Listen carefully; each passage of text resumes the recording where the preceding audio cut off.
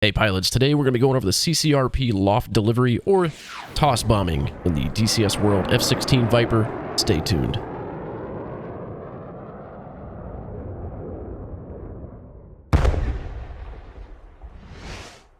Alright everybody, welcome to the cockpit of the F-16 where we're going to be talking about toss bombing. The advantage of using the toss bombing is that it lets you extend your range using unpowered weapons. So essentially today what we're going to be doing is using GBU-12s for the first example. We're also going to be using Mark 82s for the second example, but we're going to be going against an SA-13, which is a SHORAD system or a short-range air defense system.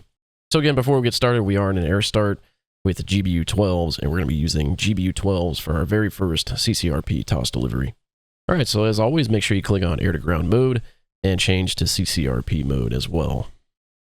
Okay, I clicked on air-to-ground mode, and we're going to change our bombing mode to CCRP. Now remember, you can use the SMIS page, or you can use the missile step switch, and I like to use the missile step switch because it's a lot easier. And you can see right here, I just cycled through all of them, and I'm looking for the azimuth steering line, or the ASL, which means I'm in CCRP. On the left, I brought up the targeting pod, and I made it SOI, or sensor of interest. And next, I'm going into the DED, list page, laser, making sure it's 1688 for what I have associated on the wings, and changing my laser start time for 12 seconds before impact for automatic lasing. Now on the left, on the targeting pod, I went ahead and used the expand FOV, zoomed all the way in, found our SA-13, put it into point track mode, and this is what we're going to be attacking with a GBU-12 in just a moment. Okay, let's go ahead and pause it, zoom in here because there's some important things that we need to talk about. So we can tell we're in CCRP mode via the text on the bottom left. It says CCRP for our mode. And then also in the middle, we have the azimuth steering line, or the ASL.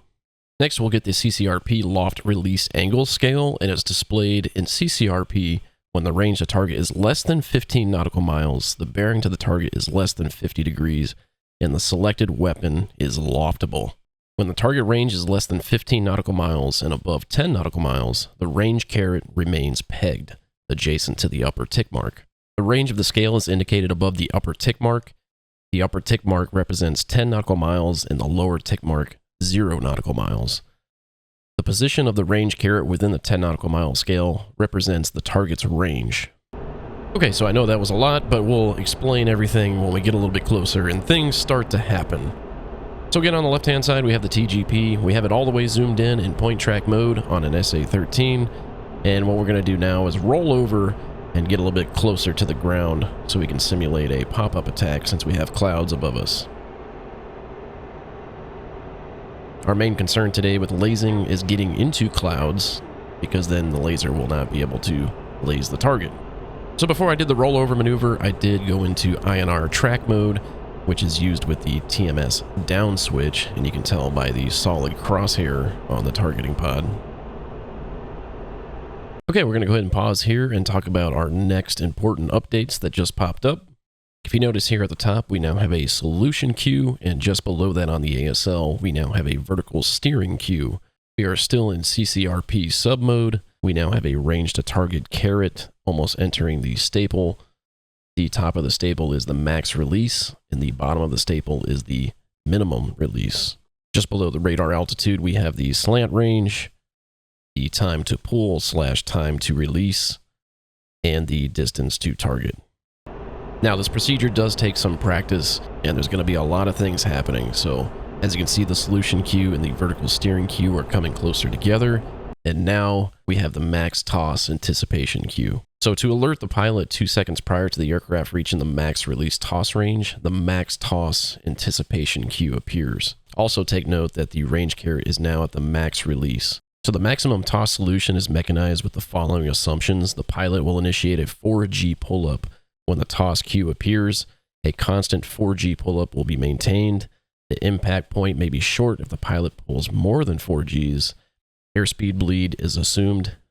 Selection of mill power and initiation of pull-up, and smooth transition from 1G to 4Gs within 2 seconds.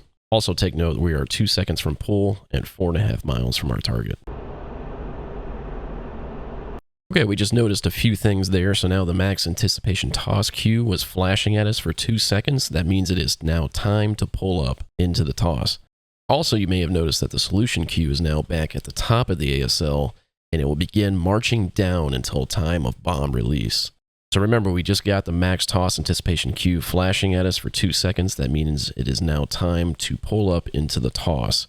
The pilot will initiate a 4G pull-up when the toss cue appears, and a constant 4G pull-up will be maintained. Smooth transition from 1G to 4Gs within 2 seconds is what we're looking for. At this point, I am holding the bomb pickle release button to give consent when we intersect with the solution cue. So trying to do this pull at 4Gs does take a little bit of practice, but you may notice on the ASL there is now the vertical steering cue again, and it will provide guidance for a smooth pull to 4Gs in 2 seconds. This is achieved by keeping the flight path marker directly below the vertical steering cue during the pull.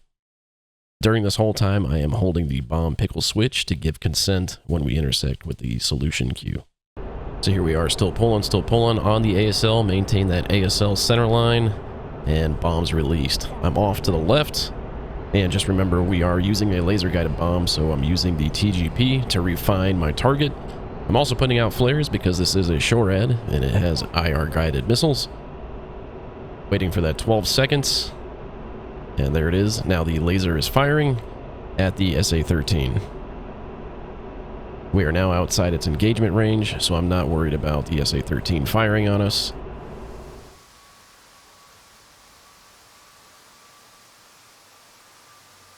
And boom.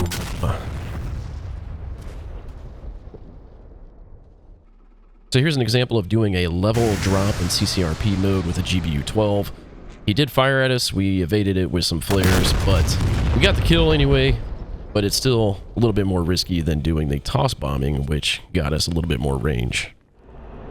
So for this attack, we are going to be using Mark 82s, and now the Mark 82s are unguided, so it's going to be a little bit more difficult to get a spot head-on target with a single SA-13, but we're going to try it anyway. We have 4 Mark 82s ready to be rippled with about 30-foot spacing. So here we are into the pull-up. Bombs have been released. Pulling off to the left, putting out some flare just in case he fires at me.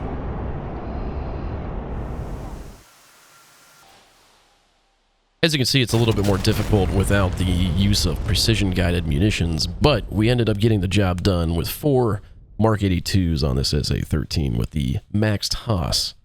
So I wanted to thank everybody for joining me today on this toss bombing or loft delivery in CCRP mode. I really enjoyed putting this one together. Really hope you enjoyed this one and learned something from it.